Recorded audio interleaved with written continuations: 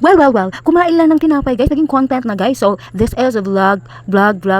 This is an ideal vlog for you guys because, hindi nyo alam kung ano yung content. Kumain ng tinapay. Kumain ako ng tinapay, naging content na siya dahil tingnan nyo, guys. Oh, super easy lang super easy lang maghanap ng content, guys. Dahil kahit anong ginagawa mo sa bahay mo, i-content mo na yan. Huwag ka na mag-isip na kung ano-ano dahil, syempre, lahat ng ginagawa mo ay pwede mo i-content yan. Huwag ka nang malilito dyan dahil pwede mo i-content yan. Lahat ng ginagawa mo, kahit nagtutulala ka pa dyan sa mga problema mo, okay lang yan. Maging content din yan. Ano ba? Kaya sobrang sarap ng tinapay ko, guys. Kaya huwag nyo pansinin yung ilo ko, yung kilikili ko, guys. Nakita sa first video. Nakita sa first seconds ng video na to. Huwag nyo pansinin yung ilo ko, yung kilikili ko. Okay lang. I-bash nyo ko, guys, kung ano yung nakikita nyo sa ilo or kilikili ko, guys.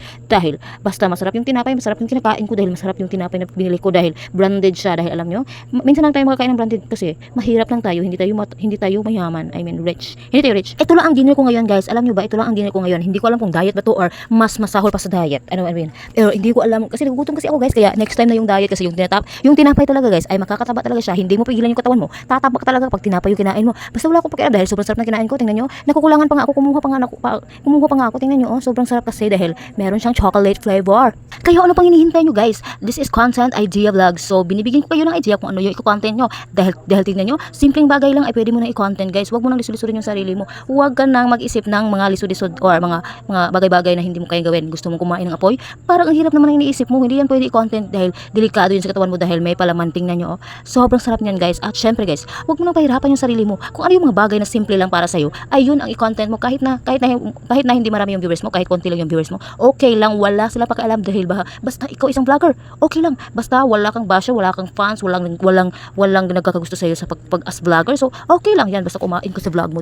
Importante ay masaya ka sa ginagawa mo. Wala sila pakialam kung nagagalit sila sa mga upload mo na video at wala kang pakialam sa kanila. Wala kayong pakialam kaya gawin mo kung ano yung gusto mong gawin dahil lahat ng gagawin ko ay i-content ko dahil hindi ako artista. Dahil ayaw ko pahirapan yung sarili ko kung ano yung content ko. Lahat ng gagawin ko ay i-content ko talaga. Kaya ito ng idea mo. Sundin mo yung mga ginagawa ko para meron ka ring content sa mga vlog mo. Dahil wag kang mahihiya dahil dapat content ka, hindi ka dapat mahihiya kung content creator ka. Kapag nahihiya ka talaga, guys, pwede ka naman mag-voice over like me. Dahil tingnan nyo naman, hindi naman nakakahiya kumain lang tinapay, mahihiya ka pa doon. Diba? So, ano pa hinihintay mo? Mag-vlog na kayo dyan, okay?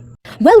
Nandito naman ako dahil maghugas naman ako ng plato, guys. Tingnan nyo, guys. Oh, ito ang content ko ngayon. Maraming hugasin. Kaya ito ang naisip ko ngayon maging content ngayong araw na to dahil wala akong nag-voice over ng ilang days. Hindi ako naka-voice over ng ilang days, ng ilang araw dahil yun nga. Tingnan nyo. Napansin nyo kasi, marami akong busy. Marami akong ginagawang busy. Kaya ngayon, nabibusy talaga ako pero hugas ng plato pero ini-vlog ko, guys. Dahil akala nyo naman tamad ako pero hindi ako tamad dahil marunong ako hugas ng plato. Tingnan nyo. Yeah. Kaya samahan nyo na ako ngayon sa journey ko ngayon sa paghuhugas ng plato at syempre bilangin nyo kung ilan yung hinugasan ko, bilangin nyo. Tingnan nyo. Sobrang talagang ang tagal ko na hindi naghugas ng plato dahil sobrang dami na niya.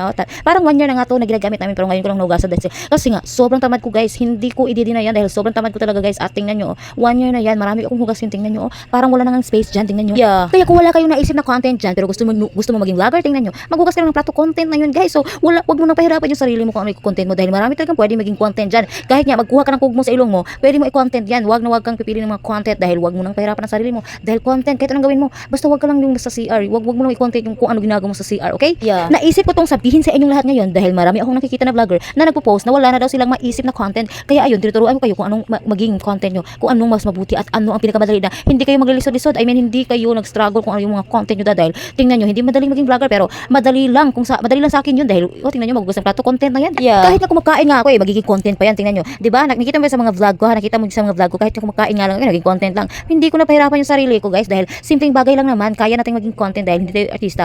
Ano bang hinihintay nyo? Gusto mo magdrama-drama dyan? Okay lang magdrama kung kaya nyo. Pero kapag hindi nyo kaya, a day in my life na lang dahil yun maghugas ng plato, ano bang ginagawa, magluluto ka. So i-content mo lahat gagawin mo dahil kung ano ginagawa mo ay pwede mo i-content dahil double purpose na talaga yun. Kikita ka pa at nagawa mo pa lahat ng mga bagay-bagay sa mundo like mga gawaing bahay. Kaya ayun, double purpose na ngayon dahil tingnan nyo, crisis na panahon na yun. Kailangan natin mag-vlog, guys. Kahit hindi ka vlogger, maging vlogger ka na hanggang ngayon.